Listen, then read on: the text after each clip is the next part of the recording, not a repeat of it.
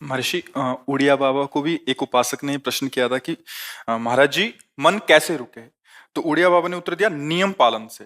यदि हम नियम पर दृढ़ रहें तो मन हमारा क्या कर सकता है? नियम तो परमात्मा देखता है। हम लोग नियम पर दृढ़ नहीं रहते, इसी से हमारे देश की दुर्दशा है। संध्या वंदन तक का नियम जाता रहा है। भजन करने के लिए नियम की बड़ी आवश्यकता। हाँ, बड़े नियम की आवश्यकता है। तो जैसे प्रातः काल से सायंकाल तक की हर व्यक्ति की अपनी एक दिनचर्या होनी चाहिए। ऐसा नहीं कि आज हम 4 बजे उठे, कल 7 बजे उठे, पर फिर मन को आप कंट्रोल नहीं कर पाएंगे। मन के लिए एक दिनचर्या होनी चाहिए कि हमको 10 बजे सोना है, 4 बजे उठ जाना है, तो फिर 4 से 4:15 नहीं होना चाहिए। 4 बजे उठ जाना, ऐसा नियम बना ले। और उठ करके हमको थोड़ी देर नाम जप करना है, थोड़ी देर हमें वाणी जी का गायन करना है, थोड़ी देर हमें ध्यान, एक अपनी दिनचर्या।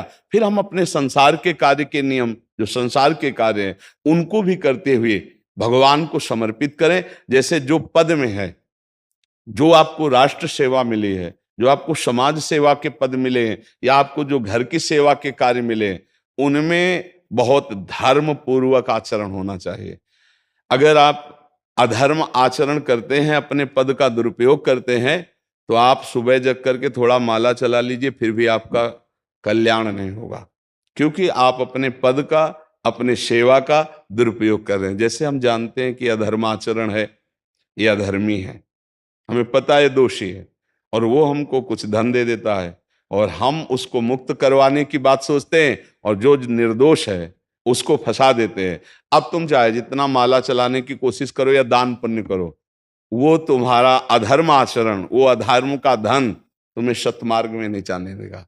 नियम लेना चाहिए कि जिस पद में है, जिस धर्म में है, जिस कर्तव्य में है, चाहे कुछ भी हो जाए, हम अपने कर्तव्य से विमुख नहीं होंगे। जितना जप महान है, उतने कर्तव्य महान है। दोनों बातें समझना है।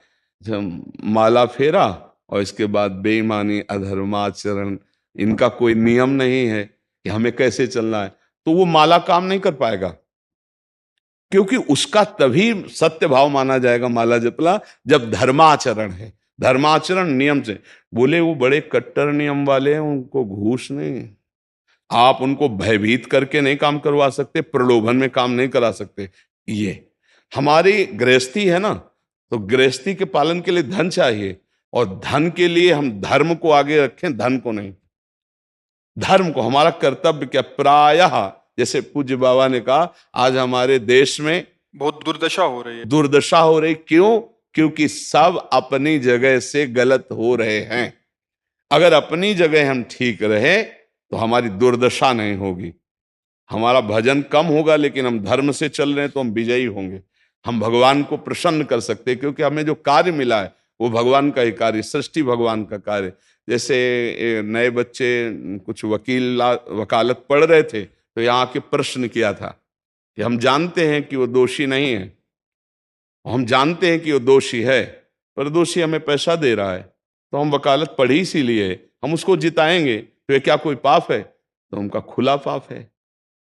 बोले नहीं, हमारी कोई ऐसा कंपनी दो, ऐसा कुछ बोले कि हमारी कंपनी को ये सिखाया जाता है, तो हमको तो ये करना ही होगा, अगर नहीं करेंगे तो हमारी वकालत का मतलब क्या रहा? तो नहीं, वकालत का मतलब अधर्मी को मुक्त करवाना नहीं है। वकालत का मतलब अधर्मी के सबूत एकत्रित करके उसको दंड दिलवाना है, और धर्मात्मा को मुक्त करवाना है। अब इसके लिए आपके पास अर्थव्यवस्था अगर कमजोर भी है, तो धर्म व्यवस्था आपकी पूरी है। धर्म व्यवस्था ठीक है तो परिवार स्वस्थ रहेगा, सुखी रहेगा, भगवान आप पर प्रसन्न रहेंगे। अच्छा, फिर हमने तर्क रखा कि जैसे आपकी बहन के साथ कोई गलत व्यवहार करे, आपको पता है, और वो आपको 10 लाख रुपया घूस दे, तो क्या आप उसका पक्ष लेंगे? नहीं। तो फिर दूसरी बहन के साथ किया है। अब यहां विचार करना है ना, अपने भाई का अगर कत्ल किए हो, मुझे पता हो कि ये दोषी है, तो क्या हम पैसे से उसको मुक्त करने देंगे? लगेगा कि जान की बाजी लगा देंगे, और तुम्हें हम, ऐसे ही एक गरीब आदमी की किसी ने हत्या की है, तो आपका पक्ष बनता है। पर यह ज्ञान कहां मिलेगा? बिना अध्यात्म के ये ज्ञान तो मिलेगा नहीं। ज्ञान तो इस बात का मिला कि कैसे पैसा कमाया जाए। अच्छा, वो पैसा यदि अधर्म से आया है तो आपकी दुर्दशा कर देगा, आपकी बुद्धि भ्रष्ट कर देगा। तो जो बाबा कह रहे हैं कि आज हमारे समाज की बड़ी दुर्दशा हो रही, उसका कारण यही है कि हमें अध्यात्म का ज्ञान नहीं, हमें धर्म का ज्ञान नहीं, और बड़ी बड़ी गलतियां हो जाती है। बिल्कुल पता है आदमी निर्दोष है और हम धन के प्रभाव से उसको दंड दे देते हैं। वो दंडा भगवान जब आपको पलट कर देंगे तो आप सह नहीं पाओगे, उसका परिणाम बहुत बुरा होता है। तो इसलिए समाज को चाहिए अपने अपने कर्तव्य का पालन करते हुए एक नियमावली बना ले। जैसे कुछ दुकानों का नियम होता है कि वहां फिक्स रेट होता है, नहीं होता? वहां ये नहीं चलेगा कि कसम से कहते हैं कि तुम्हें हम अपना जान करके कि 100 रुपया मीटर ये मिला है, हम बिल्कुल मुनाफा नहीं ले रहे। नहीं, झूठ क्यों बोल रहे हो? दुकान खोले हो मुनाफा के लिए, झूठ क्यों बोल रहे हो? नहीं लेंगे मुनाफा, हम जितने का लाए हैं उससे मुनाफा लेंगे, पर 120 रुपया मीटर देंगे, कपड़ा बढ़िया है, नाप फिट है, इससे नीचे नहीं उतरेंगे, हमें सफाई देने की जरूरत नहीं है कि हम कसम खाते हैं या ऐसा। हम जानते हो ये बिजली है, दुकान है, नौकर लगे हैं, तो इसका मुनाफा लेने के लिए दुकान खोलें, कोई दान करने के लिए तो नहीं। तो सबको पता है मुनाफा लेगा, लेकिन एक फिक्स दाम, उसे 10-20 रुपया का मुनाफा लेकर के हम उसको बेच रहे हैं। लेकिन झूठ क्यों बोले? बोले झूठ के बिना धंधा नहीं चलता। नहीं, ऐसा नहीं है। अब असत्य बोलोगे तो उससे जो आपको मुनाफा मिलेगा वो आपकी बुद्धि भ्रष्ट करेगा, और सत्य है कि मुनाफा के लिए है वही चीज, और आप एक फिक्स रेट में दे रहे, बढ़िया है। अब अगर आप कोई मिलावट करके भोजन सामग्री दे रहे हैं, आपको पता है, तो जो खाने वाले के हृदय में बैठे हुए भगवान है वो तुम्हारे जीवन में मिलावट कर देंगे, तुम्हारा जीवन महान दुखमय हो जाएगा। ये कहां समझा जाता है? एक आदमी सिंथेटिक दूध बना रहा है, उससे कहो ये अपने बच्चे को पिला, नहीं पिलाएगा। फिर ये दूसरे का बच्चा जब पिएगा तो उसकी हालत क्या होगी? दूसरे शरीर में जाएगा तो हालत क्या होगी? वो केवल धन की बुद्धि रख रहा है। एक आदमी घी में केमिकल मिला रहा है, एक ऐसे अभक्ष पदार्थ मिला है, वो स्वयं नहीं खाएगा, लेकिन वो होटलों में भेजा जाएगा, हजारों लाखों लोग खाएंगे, बीमारी बढ़ेगी, उसको रुपया से मतलब है। ये चीज, ये दुर्दशा हर जगह धर्म का ज्ञान न होने के कारण फैल रही, नहीं फैल रही। एक मरीज बीमार है, असली दवाओं में पैसे ज्यादा है, नकली दवा लेकर के असली के दाम में बेच देना, उसको बिल्कुल फायदा ना होना। लेकिन परमात्मा देख रहा है, तुम जानते हो नकली दवा है, वो तो नहीं जानता बेचारा, ज्यादा पढ़े लिखे नहीं, किसान आदमी गांव का आया है, तुमने दे दिया और उसने पैसा दिया असली के। अब वो पैसा तुम्हारी बुद्धि भ्रष्ट करेगा, तुम्हारे परिवार में कलह पैदा करेगा और तुम्हारा पतन कर देगा। ऐसे हर डिपार्टमेंट में, हर विषय में यदि हम अपने धर्म से चले, अपने सत्य से चले और थोड़ा भी भजन होगा, वो आपको उत्तम गति प्रदान करेगा। पर ऐसा कहां समझ में आ रहा? अध्यात्म के बिना भला ऐसा समझ में आएगा? तो इसीलिए कह रहे हैं हमारे देश की दुर्दशा हो रही। पूर्वजों में पहले ये था कि हमारा धर्म नहीं जाना चाहिए चाहे प्राण चले जाएं, हमारा चरित्र नहीं जाना चाहिए चाहे सर्वस्व नष्ट हो जाए। आज इसकी कोई परवाह नहीं, तो उसी से बुद्धि भ्रष्ट हो जाती है, जीवन एक पशुवत आचरण वाला हो जाता है, और वो अपने को बड़ा सुखी समझने लगते हैं कि हमारे पास बड़ा वैभव है। लेकिन प्यारे, उस दिन को याद करो जिस दिन तुम्हारा आखिरी समय होगा, ना तुम्हारा फार्म हाउस जाएगा, ना महल तुम्हारा जाएगा, ना बैंक बैलेंस जाएगा, ना कोई व्यक्ति, और ना ये शरीर। अब तुम्हारे कर्म तुमको भोगवाएंगे। उस समय की कौन याद करता है? अगर उस समय की याद हो तो भय लग जाए कि नहीं नहीं, पाप नहीं करूंगा, क्योंकि जाना है यहां से। अच्छा, कब जाना कुछ पता नहीं, किसी भी समय ट्रांसफर हो सकता है इस शरीर से। तो हमें लगता है कि महापुरुषों के जो वचन हैं कि हमें एक नियम से जीवन जीना चाहिए, धर्म पूर्वक जीवन जीना चाहिए, अपने कर्तव्य का पालन करना चाहिए। जो हमारे लिए कर्तव्य, आज प्रायः धन प्रधान बुद्धि होने के कारण कर्तव्य स्वाहा हो रहा है। एक विद्यालय में विद्यार्थी के लिए जो गुरु पद में बैठा है, उसका क्या कर्तव्य है? वो अपने कर्तव्य को भूला हुआ है। भला छोटे छोटे विद्यार्थियों को, जिनकी नींव पूरे राष्ट्र सेवा में, समाज सेवा में ये बन सकते हैं, अगर उनको हम सही शिक्षा नहीं दी तो उनका पूरा जीवन बर्बाद हो जाएगा। अगर उनको हम गलत सपोर्ट कर दिए तो उनका पूरा जीवन बर्बाद, क्योंकि नया जीवन है। और जगह जगह अपने अपने कर्तव्यों का यदि पालन किया जाए तो पूरा समाज सुखी हो जाए। लेकिन कर्तव्यहीनता आ रही, कोई अपने कर्तव्य को नहीं समझ रहा है। तो यही बात महापुरुष जनों को दुख लगता है कि अगर सब अपने कर्तव्य का पालन करें, धर्म का पालन करें, भगवान का नाम जप करें तो सब सुखी हो जाए। सुख सब चाहते हैं और आचरण दुख वाले करते, इसीलिए सुख नहीं मिल रहा है, परिणाम में हमें दुख मिल रहा है।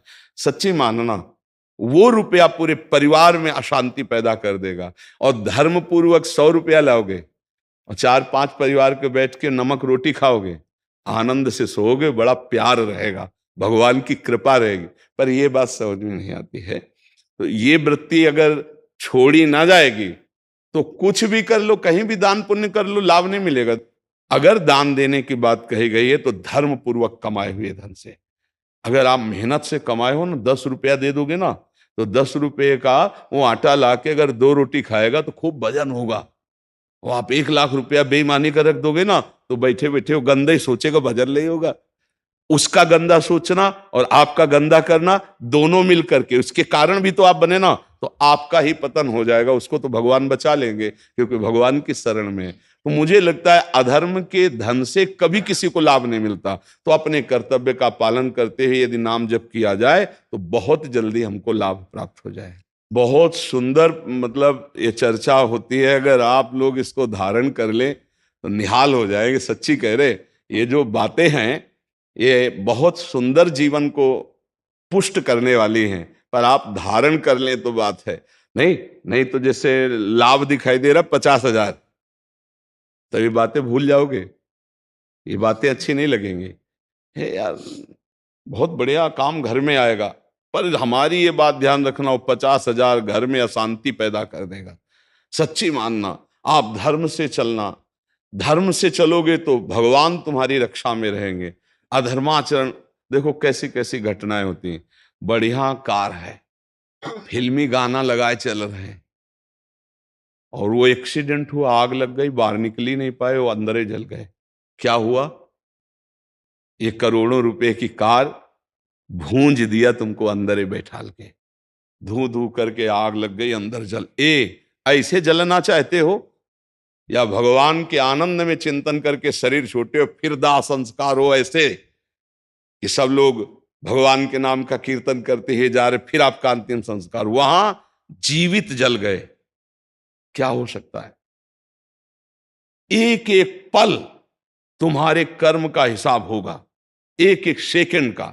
ऐसे कर्म करो कि हमारा अच्छा हिसाब हो, बुरा हिसाब। ये मत समझो कोई देख नहीं रहा, वो देख रहा है, जिसको हिसाब करना है वो देख रहा है। उसके लिए कोई वकील या किसी सबूत की जरूरत नहीं होती, वो सर्वांतर्यामी आपके अंदर बैठे ही देख रहा है। तो सदैव जैसे सत्संग सुन रहे हैं, तो अगर हाथ जोड़ के प्रार्थना है, थोड़ी भी बात मान लोगे तो आप सच्चे सुख के मार्ग में चलने लगोगे।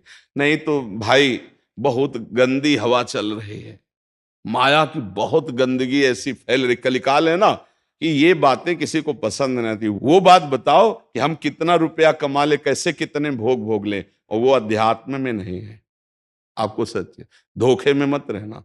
अध्यात्म में है, जितना आप धर्म से चलोगे उतना सुखी होगे, और लोक में है, जितना धन मिल जाएगा उतना सुखी माना जाएगा। लेकिन वो सुख नहीं है, वो चंद मिनट के लिए हाइलोजन की तरह जलेगा, फ्यूज हो जाएगा। और धर्मात्मा दीपक की तरह